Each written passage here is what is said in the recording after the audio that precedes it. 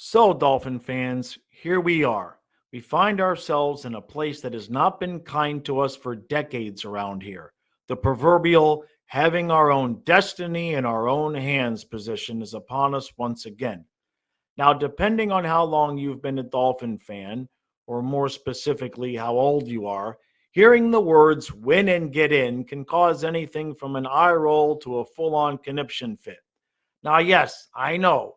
Last year, the Dolphins had to win to get in against the Jets in the final week, but need I remind you that that was after losing 5 games in a row. So basically, it took 6 tries to win and get in. Now, us older Dolphin fans will remember 30 years ago when the Dolphins were also 9-3 after beating Dallas on Thanksgiving in the infamous Leon Lett game. The Dolphins then would lose every remaining game and eventually miss the playoffs. Now, there are more examples, but you get the point. The question is, what makes this team any different? And I think I have the answer. The answer? Defense. Last year's 5 game losing streak included giving up at least 23 points to every opponent. In 1993, it was the defense that completely fell apart in December as well, including giving up 125 points in the team's final 3 games. This year, perfectly the opposite.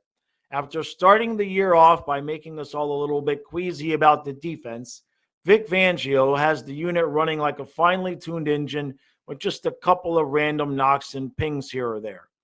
Now, I'm 52 and I've been a Fins fan since I can walk. And I honestly do not remember the last time our defense actually improved as the weather got colder. It simply does not happen. Now, what do I attribute that to? The Buffalo Bills. Now, you might ask, what in the hell am I talking about?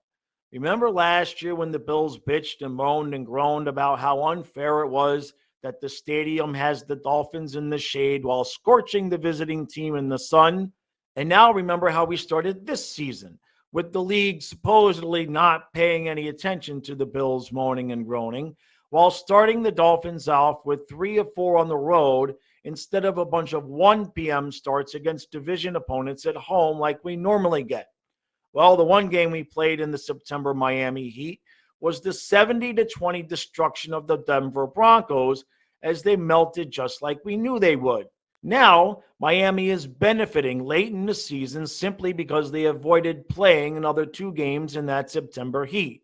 Sure, we can play in that heat and other teams melt, but that doesn't mean it has no effect on us. And avoiding those extra games where Tyreek has to take IVs at halftime, as an example, is huge in my opinion.